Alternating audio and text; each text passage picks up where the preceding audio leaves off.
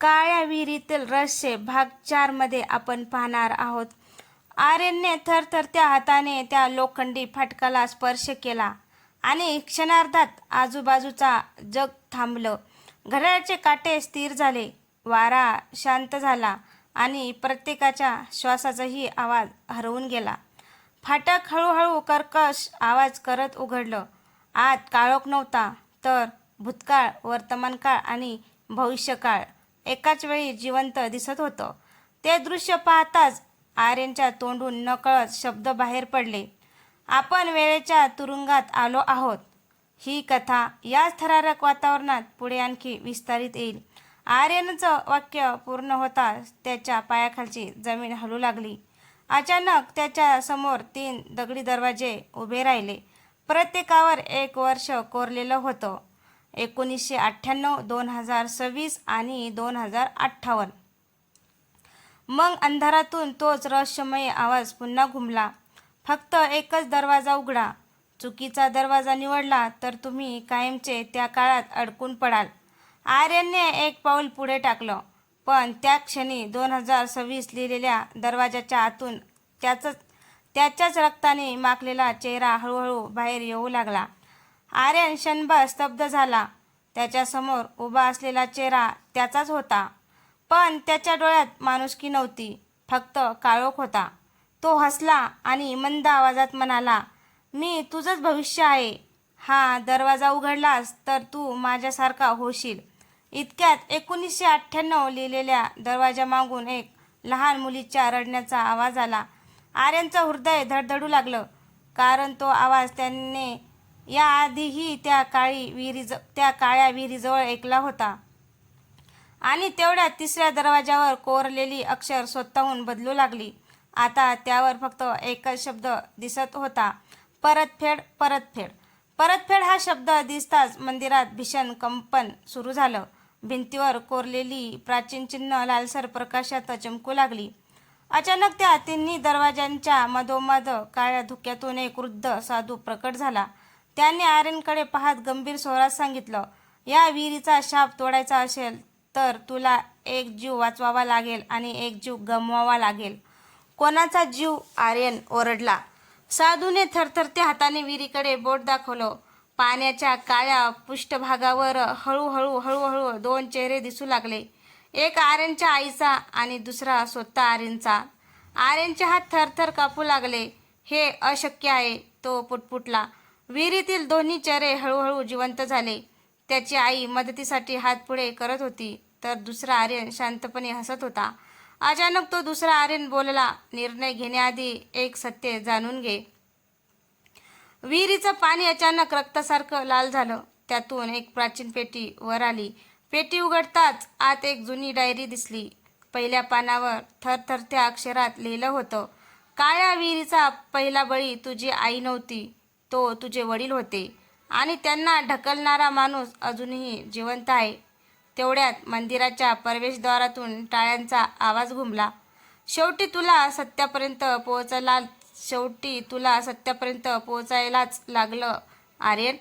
अंधारातून एक अनोळखी माणूस बाहेर आला. त्याच्या उजव्या हाताला 6 बोटं होती. आर्यनच्या डोळ्यात संताप उसळला. "तू माझ्या वडिलांचा खून केलास?" 6 बोटांचा तो माणूस मंद हसला. "नाही आर्यन, मी त्यांना ढकललं नव्हतं." क्षणभर शांतता पसरली. "मी फक्त त्यांना वाचवण्याचा प्रयत्न केला होता." हे ऐकताच सर्वजण हादरले. त्याने आपल्या अंगावरील काळा झगा बाजूला सारला. त्याच्या छातीवर एक खोल जखमेची खूण होती. "तुझ्या वडिलांनी मरण्यापूर्वी मला एकच गोष्ट सांगितली होती, आर्यनला विहिरीपासून दूर ठेव, कारण त्याच्या रक्तातच या शापाची किल्ली दडलेली आहे."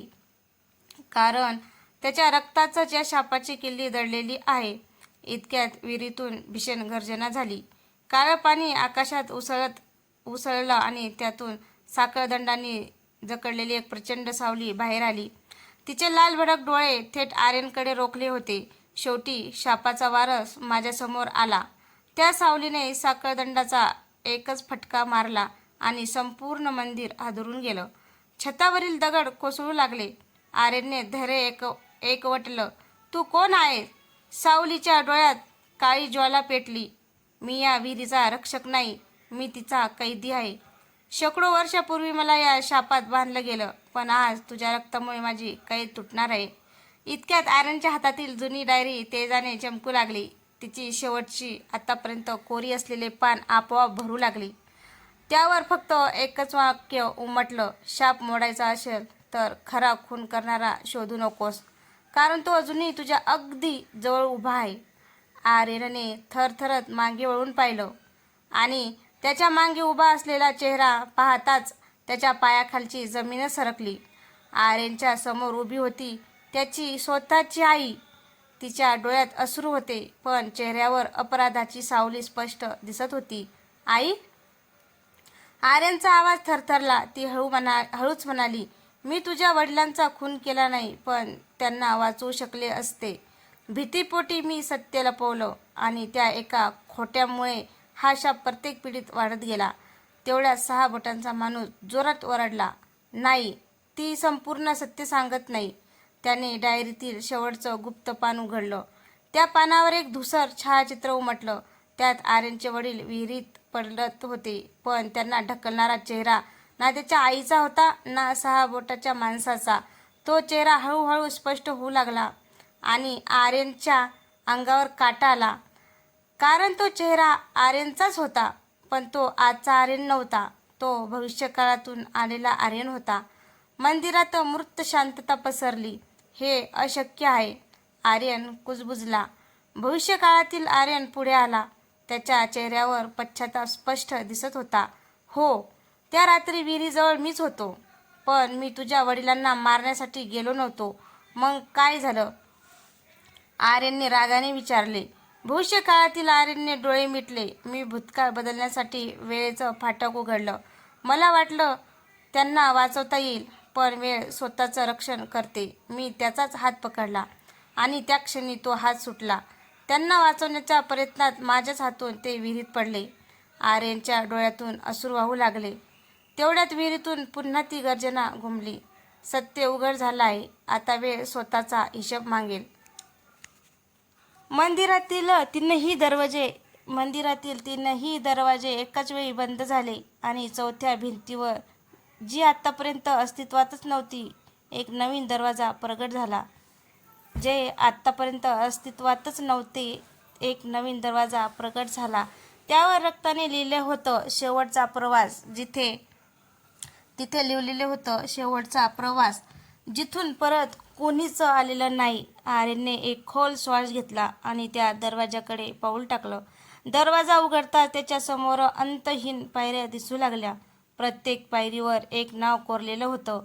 काळ्या विहिरीत मृत्यू पावलेल्या प्रत्येक व्यक्तीचं. आर्यन खाली उतरू लागला आणि अचानक त्याला शेवटच्या पायरीवर स्वतःचं नाव दिसलं. त्याच्या अंगावर काटा आला. तेवढ्यात मागून त्याच्या आईची किंकाळी घुमली. आर्यन, थांब, तुझं नाव आजच कोरलेलं नाही, ते तर तुझ्या जन्माच्या कित्येक वर्षापूर्वीचं इथे कोरलेलं गेलं होतं. आर्यन थपकला. जर त्याचं नाव त्याच्या जन्माआधीच इथे कोरलेलं गेलं होतं, तर याचा अर्थ एकच होता, काळ्या विहिरीचे आर्यनला कधीच निवड नव्हतं. काळ्या विहिरीने आर्यनला कधीच निवडलं नव्हतं. उलट आर्यनचाच जन्म त्या विहिरीच्या शापाला पूर्ण करण्यासाठी झाला होता. आणि त्या क्षणी पायऱ्याच्या तळातून एक लहान मुलांचा आवाज आला, बाबा, इतक्या वर्षांनी शेवटी तू आलास. आर्यनचा श्वास अटकला. बाबा? तो थरथरत्या आवाजात म्हणाला. पायऱ्याच्या तळाशी 7-8 वर्षाचा एक मुलगा उभा होता. त्याच्या हातात तीच चांदीची घंटा होती, जी आर्यनला मंदिरात पहिल्यांदा सापडली होती. तू कोण आहेस? आर्यनने विचारले. मुलगा हसला. मी तुझा मुलगा नाही, मी तुझं बालपण आहे. क्षणात आजूबाजूचं दृश्य बदललं. आर्यन पुन्हा लहान झाला. त्याला तीच रात्र दिसली. वडील विहिरीजवळ उभे, आई रडत होती आणि अंधारात कोणीतरी कुजबुजत होतं. मुलाने आर्यनचा हात धरला. तुला वाटतं शाप विहिरीत आहे, पण शाप इथे नाही. त्याने आर्यनच्या छातीवर हात ठेवला. तो प्रत्येकाच्या मनातल्या भीतीत आहे. भीतीचं वेळेला जन्म देते आणि वेळच हा शाप जिवंत ठेवते. तेवढ्यात संपूर्ण मंदिरात हजारो आरसे प्रकट झाले. प्रत्येक आरशात आर्यनचे वेगळे रूप दिसत होतं. लहानपणीचा आजचा भविष्यकाळातील आणि एका आरशात असा आर्यन दिसत होता ज्याचा चेहराच नव्हता. त्या चेहराविरहीन आर्यनने आरशातून हात बाहेर काढला आणि शांत आवाजात म्हणाला, मी तुझी शेवटची सावली आहे. मला स्वीकारलंस तर शाप संपेल, पण तू जसा आहे तसा कधीच उरणार नाहीस. आर्यनने डोळे घट्ट मिटले. काही क्षण मंदिरात पूर्ण शांतता पसरली. जर मला बदलावंच लागणार असेल तर मी तयार आहे, तो ठामपणे म्हणाला. चेहराविरहित सावली हळूहळू त्याच्याकडे चालत आली. ती त्याच्या समोर थांबली आणि तिचा थंड हात आर्यनच्या कपाळावर ठेवला. क्षणात आर्यनच्या डोळ्यासमोर हजारो वर्षाचा इतिहास झळकून गेला. त्याला समजलं, काळी विहीर कधीच शापित नव्हती. ती एक कैदखाना होती. त्या विहिरीत एका अमर दुष्ट शक्तीला बंदिस्त करण्यात आलं होतं. पण प्रत्येक 100 वर्षांनी त्या शक्तीला बाहेर पडण्यासाठी एका वारसाची गरज भासत होती. आर्यनचं रक्त त्या कैदेचं कुलूप उघडण्याची शेवटची किल्ली होती. इतक्यात विहिरीतून काळ्या धुरांचा प्रचंड भोवरा उसळला. संपूर्ण मंदिर थरथरू लागलं. एक घुमणारा आवाज दुमदुमला, आर्यन, तुझा निर्णय झाला आहे. आता मला मुक्त कर किंवा स्वतःला कायमचा या विहिरीचा नवा रक्षक बनव. आर्यनने विहिरीकडे पाहिले, मग आपल्या आईकडे आणि शेवटी आपल्या वडिलांची जुनी डायरी हातात घट्ट पकडली. तो एक पाऊल पुढे टाकणार इतक्या डायरीच्या शेवटच्या पानावर एक नवीन ओळ उमटली. खरी किल्ली रक्तात नाही तर विश्वासघात करणाऱ्या व्यक्तीच्या नावात आहे. आणि त्या ओळीखाली एक नाव हळूहळू स्पष्ट होऊ लागलं. ते नाव पाहताच आर्यनच्या चेहऱ्याचा रंग उडाला. कारण ते नाव होतं आर्या. आर्या? आर्यनच्या ओठावरून शब्द फुटले. क्षणात संपूर्ण मंदिरात थंड वारा घोंघावू लागला. अंधारातून एक तरुणी पुढे आली. तिच्या डोळ्यात अश्रू होते, पण चेहऱ्यावर विचित्र शांत हास्य होतं. हो आर्यन, मीच आर्या. पण मी तुझ्या विश्वासघात केला नाही. मग डायरीत तुझंच नाव का? आर्यन ओरडला. आर्याने हातातलं एक जुनं तांब्याचं ताईत पुढे केलं. कारण हे माझं खरं नाव नाही. तिने ताईत उघडलं. आता एक जुना कागद होता. त्यावर तिची खरी ओळख लिहिलेली होती. आर्या उर्फ अनामिका, काळ्या विहिरीच्या पहिल्या रक्षकाची शेवटची वंशज. हे वाचताच विहिरीतून काळा प्रकाश उसळला. आर्याने शांतपणे सांगितलं, मी विश्वासघातकी नाही. मी या कैदेत शेवटचं कुलूप आहे. मी जिवंत असेपर्यंत ती दुष्ट शक्ती बाहेर येऊ शकत नाही. तेवढ्यात मंदिराच्या छताला मोठी भेग पडली. काळ्या धुरातून एक विशाल हात खाली उतरला आणि आर्याकडे झेपावला. आर्यन तिच्याकडे धावला, पण त्या हाताने आर्याला हवेत उचललं आणि घुमवणारा आवाज पुन्हा ऐकू आला, एकाच जीवाचा बळी आणि कैद कायमची तुटेल. नाही. आर्यनच्या किंकाळीने संपूर्ण मंदिर दणाणून गेलं. तो आर्याकडे झेपावला, पण काळ्या धुरांच्या साखळदंडाने त्याला जागीच जखडून ठेवलं. आर्या मात्र शांत होती. ती हसली आणि म्हणाली, आर्यन, माझं ऐक. माझ्या घराण्यानं 1000 वर्ष या कैदेचं रक्षण केलं आहे, पण आता ही साखळी इथेच संपली पाहिजेत. मी तुला मरू देणार नाही. आर्यन ओरडला. आर्याने हातातील ताईत आर्यनकडे फेकला. या शेवटचं रहस्य आहे. योग्य वेळीच तो उघड कर. क्षणात काळ्या शक्तीने आर्याला विहिरीच्या मध्यभागी खेचलं. संपूर्ण मंदिर थरथरलं आणि अचानक आर्याने स्वतःहून त्या काळ्या शक्तीला मिठी मारली. त्या क्षणी तिच्या शरीरातून प्रखर सोनेरी प्रकाश उसळला. काळ्या धुराने भीषण किंकाळी फोडली. अशक्य! हे अशक्य आहे! प्रकाश इतका तीव्र होत झाला की आर्यनला डोळे मिटावे लागले. काही क्षणांनी शांतता पसरली. आर्यनने डोळे उघडले. विहीर कोरडी पडली होती. मंदिरातील सर्व साखळदंड तुटले होते. पण पण जिथे आर्या उभी होती तिथे आता फक्त तिचा तांब्याचा ताईत पडला होता आणि त्या ताईतातून एक लहान अशा मुलीचा मंद आवाज ऐकू येऊ लागला. कथा अजून संपलेली नाही, कारण खरी विहीर या मंदिराखाली नाही, ती प्रत्येकाच्या सावलीत लपलेली आहे. आर्यने थरथरत्या हाताने ताईत उघडला. आत एक छोटासा आरसा होता. त्या आरशात त्याचा चेहरा दिसत नव्हता. त्याऐवजी आर्या जिवंत उभी होती. ती मंद स्वरात म्हणाली, "मी गेले नाही आर्यन, मी कैद झाली आहे.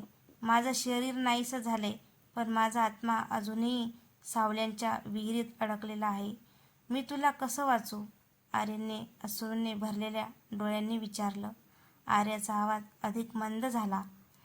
ताईताच्या मागे एक नकाशा आहे.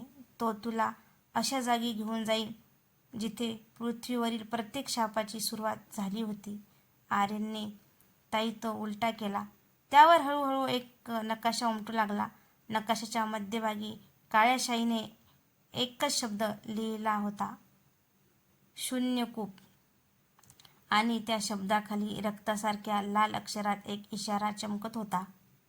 जो शून्यकूपात प्रवेश करतो तो स्वतःच्या सर्वात भयानक सत्याला सामोरं जातो, पण तिथून परत आलेला मनुष्य आजवर एकही नाही.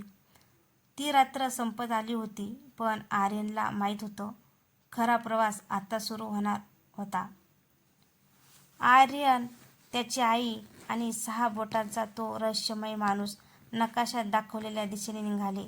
3 दिवस दाट जंगल, खोल दऱ्या आणि निर्जन डोंगर ओलांडल्यानंतर ते एका प्रचंड गुहेसमोर पोहोचले. गुहेच्या प्रवेशद्वारावर काळ्या दगडात कोरलेलं होतं, शून्यकूप. येथे सत्यालाही स्वतःची भीती वाटते. आर्यनने गुहेत पाऊल टाकलं. आत एकही मशाल नव्हती, तरी संपूर्ण गुहा निळसर प्रकाशाने उजळलेली होती.